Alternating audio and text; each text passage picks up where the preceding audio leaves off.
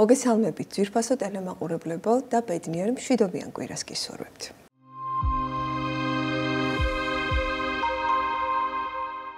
დღევანდელი ჩვენი გადაცემის სტუმარი გახლავთ ყოვლადწმინდა სამების საპატრიარქო ლაურის მღვდელმსახური დეკანოზი ლონგინოს სუარიშვილი. მოგესალმებით. მოგესალმებით, მადლობა მოწვევისათვის. უღმესი მადლობა თქვენ სტუმრობისთვის. მამაო, ჩვენი გადაცემა ფაქტობრივად არის ისეთ თემებზე, რომელზეც ძირითადად სასულიერო პირები იშვიათად საუბრობენ ხოლმე. არა და ახალგაზრდობაში განსაკუთრებული ინტერესია ამ მხრივ. თქვენ როგორი ბავშვობა გქონდათ, როგორი ბავშვი იყავით, ცალკეობით თუ არა სხვებივით და რა თქმა უნდა, ყველანი ჩვენი ბავშვობიდან მოვდივართ და რა გავლენა მოახდინა თქვენზე თქვენმა ბავშვობამ. მადლობა კიდევ ერთხელ მოწვევისათვის, მოგესალმებით, მივესალმებით ჩვენს ტელემაყურებელს. რა ვიცი, გითხრათ, რაღაცა განსაკუთრებული, რაღაცა ნიშან-თვისებებით გამორჩეული ბავშვი არ ვიყავი, ალბათ როგორც სხვა დანარჩენი მეც ისეთი ჩვეულებრივი ბავშვი ვიყავი და ბავშვობაც ისეთივე ჩვეულებრივი მქონდა, როგორც სხვა ყველა დანარჩენ ბავშვებს.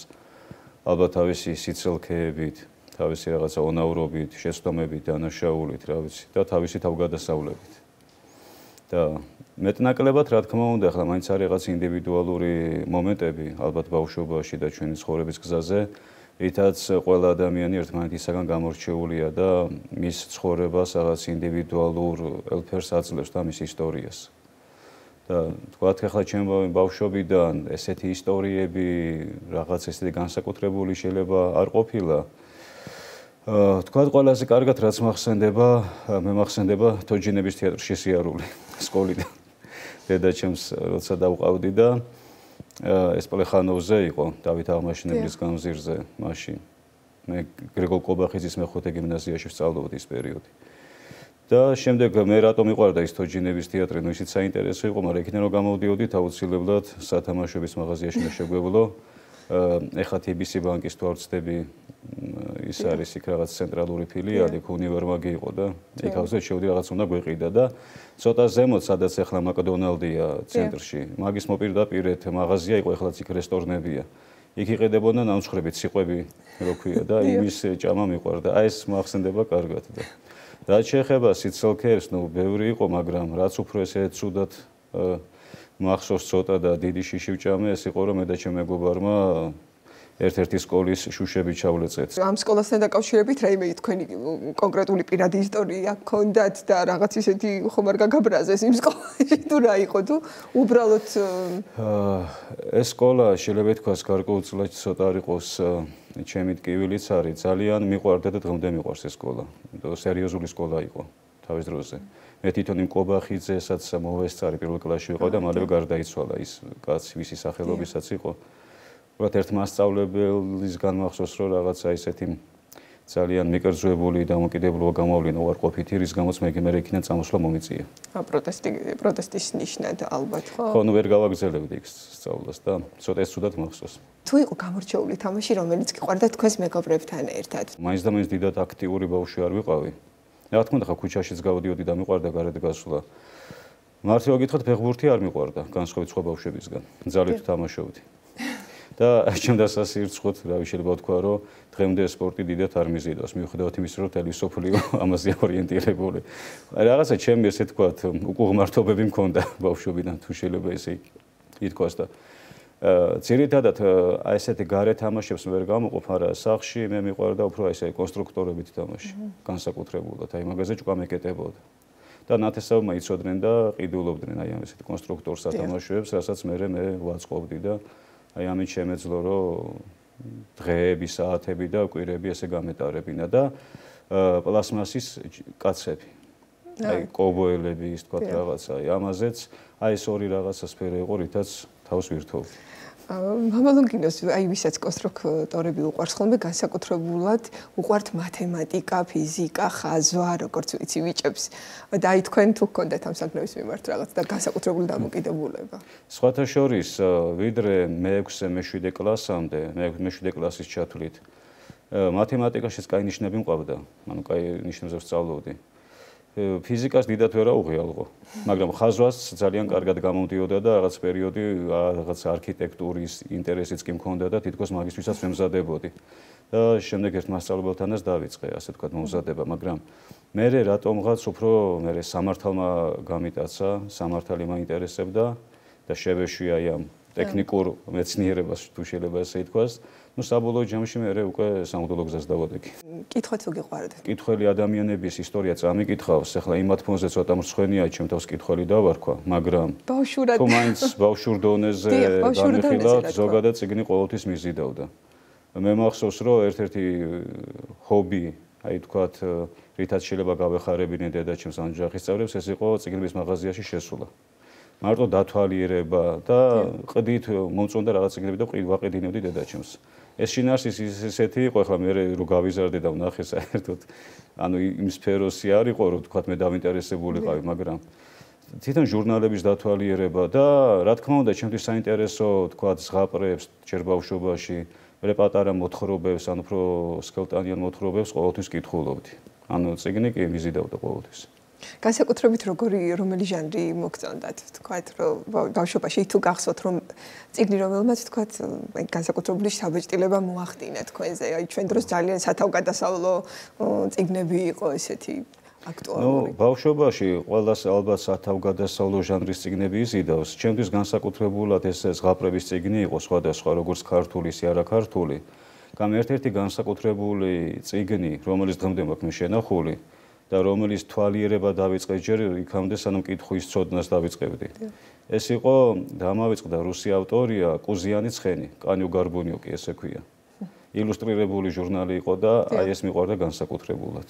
ბავშვობაში თუ დადიოდით თქვათ ტაძარში და იმ მშობლები რამდენად გახსოვთ თქვათ ტაძართან ურთიერთობა თუ იყვნენ მორწმუნეები ან ბებია ბაბუა თუ იყვნენ მორწმუნეები. ეს ეკლესიაში მოსიარული და მრევლი არავინ არ იყო, შეიძლება ითქვას ოჯახიდან პირველმა მე დავიწყე ტაძარში სიარული. ურწმუნო არავინ არ იყო, ანუ ღმერთის შიში, ღმერთის პატივისცემა, საეკლესიო დღესასწაულებისადმი პატივის მიგება ყოველთვის იყო ჩვენ ოჯახში. ვთქვათ, ბზობას წასვლა, ბზის მოტანა, აღდგომას, რა თქმა უნდა, ყოველთვის აღნიშნა წითელი კვერცხებით, მაგრამ აი ესე გამოკვეთილად მრევლი ყოფილიყო ვინმე, მოძღვარი ხოლო და ეულო და რაღაც ესე არა. მე თვითონ დავიწყე. აი გარდატეხის ასაკიდან ნელ-ნელა დავუახლოვდი ტაძარს და ალბათ მე ახლა 90-იანი წლების პერიოდი მომიწია, მოზარდობის პერიოდი ეს ადრეც მithქვამს და ახლა ალბათ მარტო ჩემთვის კი არა, მით უმეტეს აი თბილისის ახალგაზრდობისათვის ყველაზე კრიზისული პერიოდი იყო. ახლა მე აღარ დავახასიათებ რა ხდებოდა ქალაქში და ფაქტობრივად აი გზაგასაყარზე ვიდექით აი ესეთი მოზარდითაობა. რომ რა გზას დადგომოდი, ან დადგებოდი ქუჩის გზას კრიმინალურ, სადაც სიკვდილის სიცოცხლის საკითხი იყო. ეხლა ვის შეძლებული ოჯახები იყო, თავისი შვილები საზღვარგარეთ გახიზნეს სასწავლებლად. დანარჩენები ვინც აქ ვიყავით, აი რაღაც გზას ვეძებდით და ტაძარი აღმოჩნდა, შეიძლება ითქვას, არა თუ თავშესაფარი, ახლა ბევრი ესე აღიქვავს ამას. უბრალოდ მე ვეძებდი რაღაცა სამართლიან გზას, აი სადაც სამართლიანობია იქნებოდა კარგად გამოვლენილი და ქუჩაში ეს აღარ ჩანდა. და აი ალბათ ამანაც განაპირობა, რომ მე ტაძრამდე მიმიყვანა აი ამ რაღაცა კრიზისულმა პერიოდმა. აი კონკრეტულად რამ ვერ ვიტყვი, მაგრამ აი მთლიანობაში და ჩემი პირველი ტაძარი და საერთოდ საწამე ფეხი ავიდგი და გავიზარდე, ეს გახლავთ ქწანისის წმინდა ნიკოლოზის ტაძარი, ეს აბანო თუბნის იქით არის ეს ტაძარი, ბერძნების ეკლესიას ეძახდნენ. მე მაგუბანში გავიზარდე და იქ დავიწყე სიარული. სტიქაროსანი გავხდი მე დავითნეც და გარკვეული პერიოდი სასულო პირადად მსახურება მე იქ მომიწია. აი თუ გახსოვთ ის განცდა ვთქვათ, როდესაც პირველად ჩააბარეთ აღსარება. პირველად აღსარება მე შემოძღვარ საუნდყოფოში ჩავაბარე. მაშინაც ჯანმრთელობის პრობლემა მქონდა სერიოზული. და ფაქტობრივად უგდოს დაუძახეს იმის გამო, რომ ძალიან მძიმე მდგომარეობა მქონდა და რომ იქ ვეზიარებინე და იქ მაზიარა მამაბესერი მენაბდეიო არის წინამძღვარი ამ ტაძრის. მაშინ ჩვენი უბნელი დადიოდა იქ მრევლი იყო და იმ ქალმა სთხოვა რომ აი ჩვენი უბნელი ახალგაზრდა ბიჭია. ცუდად და მაშინ იქ მოვიდე გავიცანი მამაბესარიონი, იქ მაზიარა და ახლა დამთხოვად შეიძლება დავარქვათ, მაგრამ ერთის განგება იყო რომ იმ პირველი ზიარების მერე ეგრევე წინ წამოვედი. ანუ ანალიზებიც გამოკეთე და ყველაფერი და მე რომ გამოვედი მე დავიწყე უკვე მივედი ტაძარში და დავიწყე სიარული. პირველი აღსარება იქ ჩავაბარე. აი თქვენი ბავშვობიდან ყველაზე მეტად აი ვინ მოახდინა თქვენზე გავლენა, თქვა ოჯახის წევრი იქნება ეს, მასწავლებელი იქნება თუ აი გარემოებაც თქვა რომელმაც მოახდინა და ისე გახსოვთ ჩაგებეჭდათ გულში თქვა. ნუ ახლა მშობლებს ეს აპრიორია რა ყოველთვის გავლენა აქვს შვილებზე. რა თქმა უნდა, მაგრამ ჩემზე განსაკუთრებული გავლენა თქვა ოჯახში იქონია უფრო პაპაჩემა. ცოტა სხვა ცხოვრებისეული გამოცდილება ჰქონდა იმ ადამიანს და ხშირად ეს უკვე მე მოზარდი რო გავხდი, უკვე შემატყო კრიზისები რაღაცა, ახლა ის ქუჩის ცხოვრებაც ესმოდა რაღაცა და აი მიჯდებოდა და საათობით საუბრობდა ჩემთან. და შეიძლება ითქვა ძალიან ბევრი რამე ვისწავლე მისგან. აი თუნდაც თქვა ქალთან დამოკიდებულება, როგორ უნდა ქონდეს მამაკაც, მეზობელთან. აი იმდენი რამე ვისწავლე თქვა რაზეც თქვა ახლა მე წიგნებშიც ვერ წავიკითხავდი. ის მიუხედავად იმისა, რომ არ გამერჩევდა ეკლესიური ცხოვრებით და არასდროს არ უცხოვრია ესე. ანუ გარდაცვალების წინ ვაზიარეთ, მაგრამ აი ფილოსოფია ქონდა ისეთი, ანუ თავის გამოცდილებით, რომ აბსოლუტურ შესაბამისობაში იყო ეს ქრისტიანობასთან მე როცა ეს გავიაზრე. და სკოლაში მე მყავდა 1-2 მასწავლებელი, რომელიც კლას გარეშე აი გაკვეთილის სახსნას რო დაასრულებდა, მე გვესაუბრებოდა. და აი ეს საუბრები მე დღემდე მახსოვს. მიუხედავად იმისა, რომ მეორე კლასში ვიყავი, მესამე კლასში, აი ამანაც სერიოზული შთაბეჭდილება მოახდინა, რომელიც მე ცხოვრებაში ძალიან გამომადგა. აი და როდეს თქვენ ბრძანეთ წეხან რომ აუცნებობდით, თქვათ იყო ბავშვური ოცნება, არქიტექტორობა, ხო? მაგრამ თქვენ ამისკენ ნაბიჯი არ გადაგიდგამთ. თუ და პირდაპირ აირჩეთ სასულიერო გზა. არა, მე უკვე როცა აბიტურიენტობის ასაკი მომიწია, მე უკვე ცალსახად გადაწყვეტილი მქონდა ასე თქვათ სასულიერო პირად გახდომა და ზოგადად რო ამ გზისთვის მიმეწყნა ჩემი თავი. ეს მაინც უფრო სკოლის პერიოდის გატაცება იყო, მაგრამ აი მომწონა დახვეწილი მეცნიერება, აი თქვათ არქიტექტურა ძალიან და რაც მომწონდა არა რუტინული ეგრეთ წოდებული, არამედ შემოქმედებითი მეცნიერება. არქიტექტურა შემოქმედება, ფილოსოფია. ეს არის ამოუწურავი, სუქმნი ადამიანი. მეორეს ხრი მომწონდა სამართალი. ნუ ალბათ იმანაც განაპირობას სამართალს ვეძებდი. რაღაცნაირად. ისეთი პერიოდი. საბოლოო ჯამში ისე მოხდა, რომ პირდაპირ იურიდიულზე არც ჩამიბარებია, თქვათ და არც მოხერხდა ეს, მაგრამ მე აი საეკლესიო სამართლის მიმართულებით ავიღე ინტერესი და თქვათ აი ამაში გავიღრმავე, თქვათ ჩემი ცოდნა და ჩემი სპეციალობა. და აი ხომ არ გინანიათ როდესმე თქვათ ეს გზა რომ აირჩიეთ. ესეთი კრიზისული მომენტები მქონია ცხოვრებაში. ხო მე ამას ვერ ვუარყოფ და ალბათ ყველა მოძღვარს მქონია მეტნაკლებად, მაგრამ მაინც რომ როცა ვაანალიზებ სიტუაციას, მე მაინც ვერ წარმოვიდგენია სხვა რა გზას უნდა დავდგომოდი. მე მაინც ვთვლი, რომ ალბათ ღმერთის განგებაც ესე იყო, მაგრამ მოხვდი იქ, სადაც უნდა მოხვედრილიყავი, თუ შეიძლება ამას ესე დაერქვას. პირიქით, არის დიდი სირთულეები.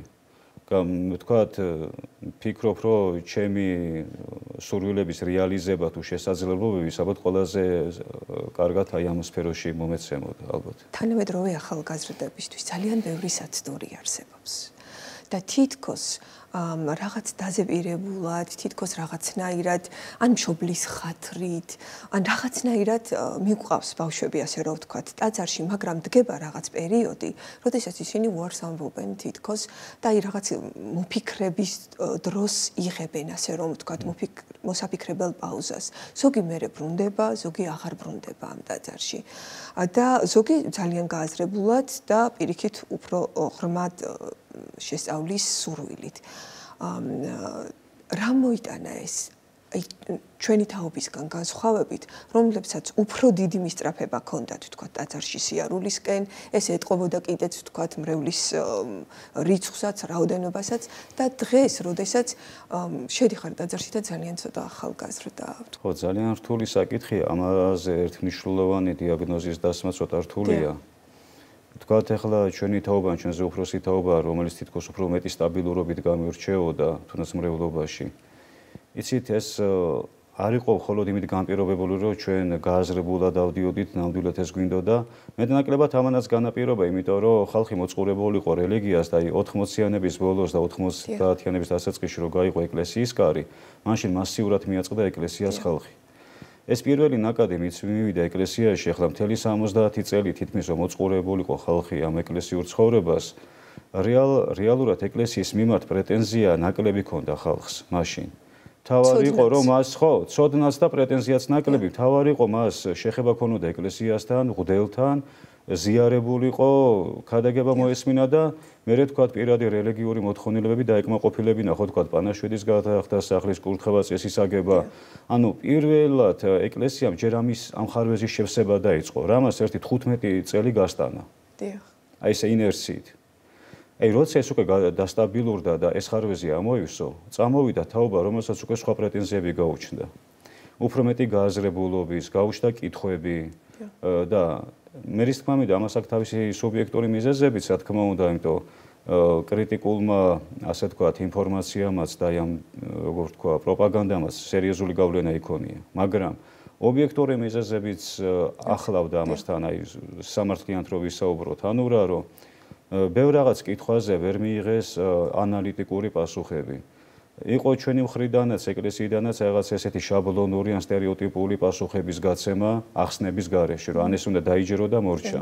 ან თუ ადამიანი, თქვათ, ან ახალგაზრდას რაღაცა კითხვები აქვს, ან საეჭვოდ უყურებს, აი მალევე ხდებოდა მისი გაკრიტიკება, ცოტა არ იყოს გარიყვაც კი ეკლესიისაგან, აი მარკირება. ხო, თითქოს ეს უკვე ურწმუნოა და ამანაც განაპირობა გარკვეული აგრესია კიდე დამატებით. საბოლოო ჯამში აი დღეს რო ახალგაზრდობა მაინც უკვე შემცირებული ეკლესიაში და ეს იგრძნობა სამწუხაროდ ხო დღეს. ეხლა მე მაქვს თქვა სხვა საერთო სასწავლებელთან ურთიერთობა იქაურ ახალგაზრდობასთან. თავიდან რაღაც ესეთი განწყობა მქონდა რომ თითქოს ამათ აი შეგნებულად არ უნდათ ეკლესია. და იმათთან კომუნიკაციაში აი აღმოაჩინე მეტნაკლებად ამას პასუხი ვიპოვე. პირველად თვითონაც სტერეოტიპული შეხედულებების მსხვერპლი არიან. ან იმ საერთო კრიტიკული ინფორმაციის მსხვერპლი არიან, ისო თვითონ ცალკე ინდივიდუალურ ანალიზს არ უკეთებენ, რომ ის მართალია თუ არ არის მართალი. ანუ ღმრთელზე რომ ამობენა ესეთია ბნელია და რაღაც ავტომატურად იჯერებს. ისე რომ თვითონ ინდივიდუალურად არცილობს, რომ ეს კომუნიკაცია დამყაროს და თვითონ ექსპერიმენტულად დარწმუნდეს. აი ცდა ჩაატაროს, ნამდვილად ესეა თუ არა. საბოლოო ჯამში აღმოვაჩინე ერთის ხრივ რაც აღარ თქვა, ანუ აი ამ სტერეოტიპული შეხედულებების მსხვერპლიც არიან, რაც მოსირებს. და მეორეს ხრივ კომუნიკაცია არ არის ამ ახალგაზრდებთან.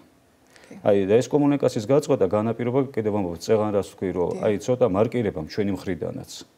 ხა ჩვენ შეიძლება ბევრი რამე არ მოგვეწონოს. აი მაგალითად, ან პირსინგებით მოვიდა ეკლესიაში, ან თმა შეღებინა რაღაც გასაგებია, შეიძლება გარეგნულად იმ სტანდარტებს არ პასუხობს, როგორც მრევლი უნდა გამოიყურებოდეს, მაგრამ როცა ამ რეალობასთან შეხება, შენ ყველასთან კომუნიკაცია უნდა შეეცვალო მღვდელმა. ანუ შეიძლება ყოველთვის ეს არ არის კომფორტული და კარგი, მაგრამ ეს კომუნიკაცია ესე რომ ავიღოთ ხა მას ხო არ მაქვს ქადაგება რომ დაიწყო. ქრისტიანები ხო არ დახვდა მას. მას ყველა ჯურის და ისეთ ხალხთან შედიოდა სახლებში და ისეთ ხალხს ართმევდა ხელს და ისეთ ხალხთან ჭამდა პურს. ცოტა ისეთი მაღალი სოციალური სტატუსის ხალხი მას განიკითხავდა ხო სახარებაში და მოდრო აი ვისთან ერთად შევიდა. აი მეძავი შეეხო, აგე ნახეთ მებაჟესთან შევიდა, რომელზეც ანუ ისეთ ხალხთან კომუნიკაციობდა, ვისაც საზოგადოებაში რეპუტაცია შელახული ჰქონდა. ანუ ამით მას ხომ დაგვანახა, რომ ყველა ეპოქაში, ყველა დროში სამღვდელოების ყველა თაობას თავისი საშრომი აუდიტორია ყავს. ეს აუდიტორია შეიძლება რაღაცა კუთხით იყოს შესაბამისობაში ეკლესიურობასთან, შეიძლება საერთოდ შესაბამისობაში არ იყოს. აი მაგალითად ჩემი უფროსი თაობის სამღვდელოების აი ასე ვთქვათ ერთის ხრივ ისინი გმირები იყვნენ რომ კომუნისტურ რეჟიმში ღვთლობა გადაწყვიტეს. ზოგმა გიჟად შერაცხეს ხალხი, ოჯახის წევრობა მოიძულეს რაღაც, მაგრამ მეორეს ხრივ ნახეთ რა იყო. იქ მხოლოდ იყო სტერეოტიპის საკითხი, რომ უბრალოდ ეკლესია არ იყო აღიარებული ასე ვთქვათ ხალხის თვალში. მაგრამ ცხოვრების წესი თითქმის ერთნაირი ჰქონდათ, ანუ დისციპლინა, პასუხისგებლობა, საკმარისი იყო თქვა ყოფილი კომუნისტი გამხარდა არ იყო ქრისტიანი, უბრალოდ აზროვნება უნდა შეეცვალა. ცხოვრების წესი არ იყო სხვა, ანუ იქ იმ თაობის მღვდლებს ამ ხრივ საშრომი არ ჰქონდა. ერთადერთი ის უნდა თეორიულად დაერწმუნებინა, რომ ღმერთი არსებობს. ჩვენ რეალობაში რა არის? თეორიულად ამისი დარწმუნება ნაკლებად გვჭირდება, თითქმის ამისი ჯერა ყველას, მაგრამ ცხოვრების წესია თითქოს განსხვავებული. აი ამას აქ მოგვიწია შეჯახება. მოკლედ რომ ვთქვათ, აი ეს მიზეზი მეტნაკლებად თუ შეიძლება ესე შევაფასოთ რამ განაპირობა.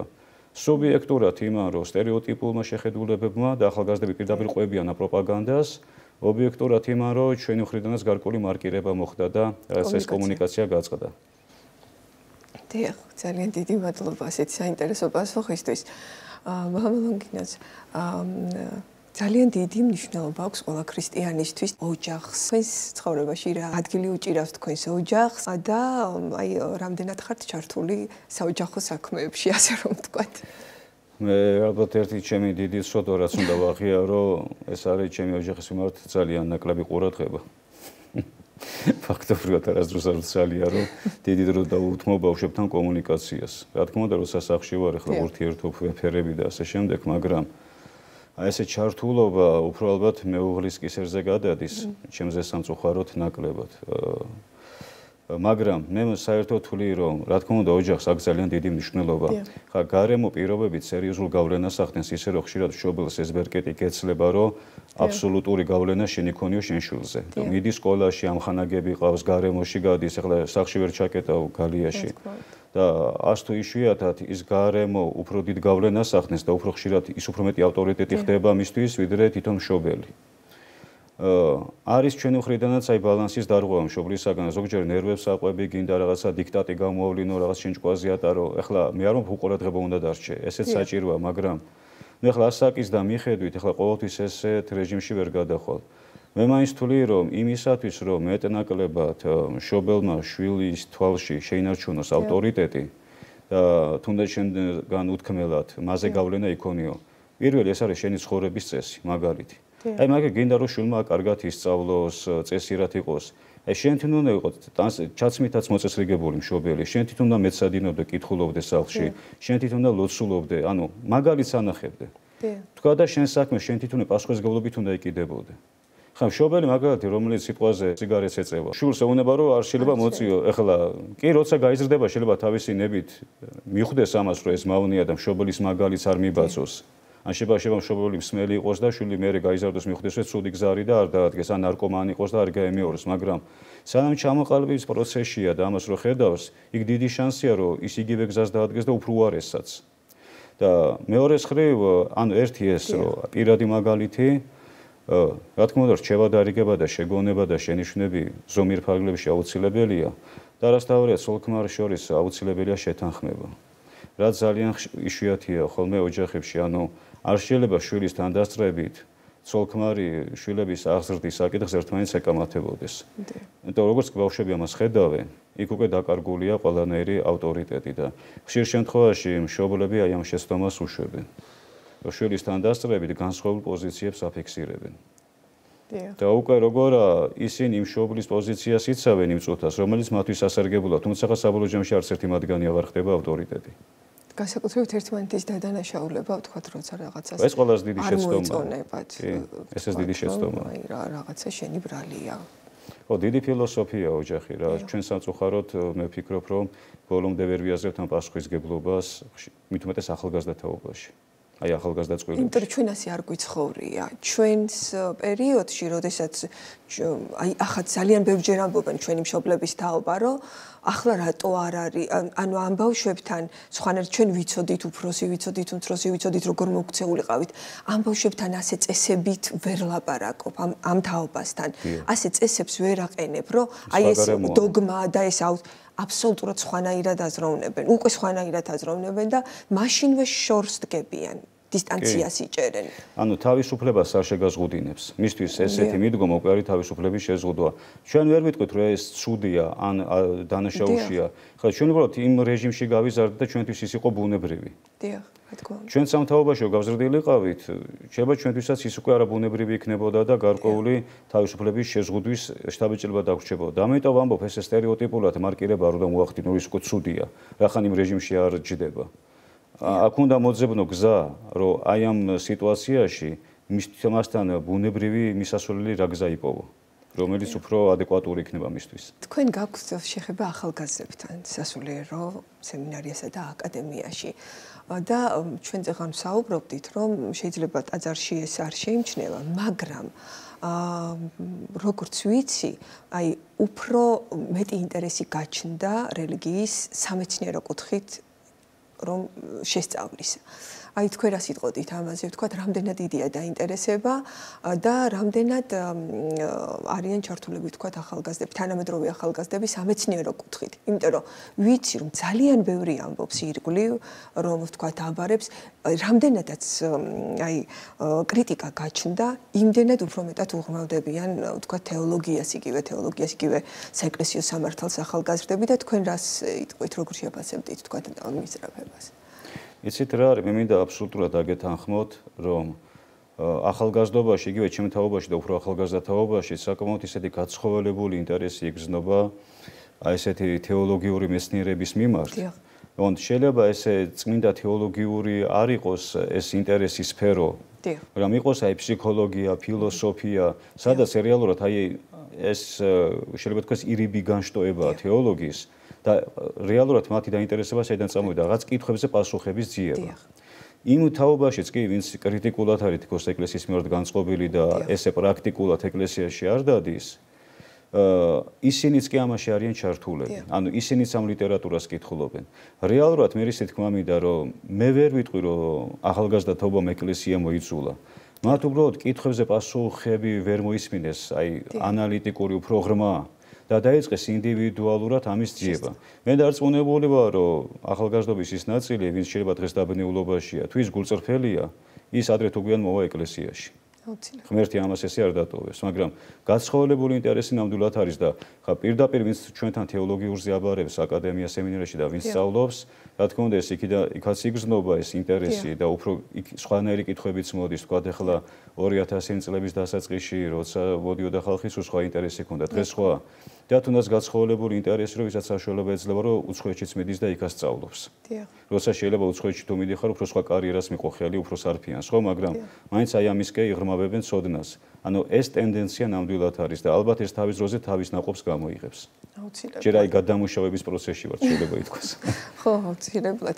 მით უმეტეს ახლა ბევრი არ არის, მე მგონი, ხო, თეოლოგიურად, ანუ საზღვარგარეთ ვამბობ, ის რომელიც მართლმადიდებლური კუთხით შეისწავლის, ხო, ლუდვიგ მაქსიმილიანის უნივერსიტეტია, როგორც ვიცი, არა? ხო, ახლა ევროპულ ქვეყნებში სულთა მართლმადიდებლური თეოლოგიური სასწავლებელი ძალიან ცოტაა. იქ არის ან ზოგათეოლოგიური, ან კათოლიკურ ეკლესიას დაქვემდებარებული, თუმცა ხა თუ სამაგისტროზე აბარებს ადამიანს სადოქტოროზე, ახლა კვლევითი მუშაობის კუთხით ძალიან საინტერესო, იმიტომ უამრავი წყაროა, მაგრამ აი საბერძნეთში, ან სერბეთში, ან სხვა ესეც კი, ესეთ ქვეყნებში სამართლმადიდებლური თეოლოგია, იქ რა თქმა უნდა ნულიდან შეიძლება ერთწმინდად კარგი თეოლოგიური, ასე ვთქვათ, ცოდნა მიიღო. ბევრი დიდი ნაწილი არ არის, რა თქმა უნდა, ჯერ წასული. მაგრამ ისინიც თუ კარგად ისწავლიან და კარგი ცოდნით დაბრუნდებიან, ხლა ჩვენ მაინც პატარა ქვეყანა ვართ, პატარა ეკლესია შედარებით. ისიერი ნაწილიც თავის შედეგს აუცილებლად დადებს. რაც მე ხელ შეუწყობს კიდე ამის გავრცელებას და გამრავლებას. უბრალოდ ამას ძალიან სიფრთხილით მოკიდება ჭირდება, იმიტომ ჩვენ ცოტა ემოციური ხალხი ვარ და წონასწორობის დაცვა გვიჭირს. და ბევრს ეს დაემართა, რომ წავიდა უცხოეთში, თქვათ, იმით, მაგრამ რაღაც წონასწორობა დაკარგა, დაიბნა და თვითონაც ვერ გაერკვა საბოლოო ჯამში რა გზაზე დგას, მაგრამ აი ეს ხარვეზი და ესეთი პრობლემაც გვახლავს. ჩვენ ზოგადად ყველაფრის მიმართ გვახასიათებს უკიდურესობები. მაგრამ ეს ალბათ იცით რა არის, აი წყვეტა რაც იყო 70 წლიანი თეოლოგიურ მეცნიერებაში, პრაქტიკულად ეკლესიურ ცხოვრებაში. ჩვენ ეხლა ვეგვები და ეხლა ვუბრუნდებით და ახლიდან მიბრუნების პროცესში შეცდომებიც ბევრია, დაცემებიც ბევრია. ამან არ უნდა შეგვაშინოს. თავარია ხა გზა არ დაკარგო, კალაპოტიდან უკიდურესად არ გადავარდე და ნელ-ნელა გზას გაიკლებ. ყოველ შემთხვევაში გულწრფელად ღმერთს უნდა მიენდე და ღმერთი თავის გზით მერე გამოგიყვანს სამშვიდობოს. აუცილებლად. ნამდვილად.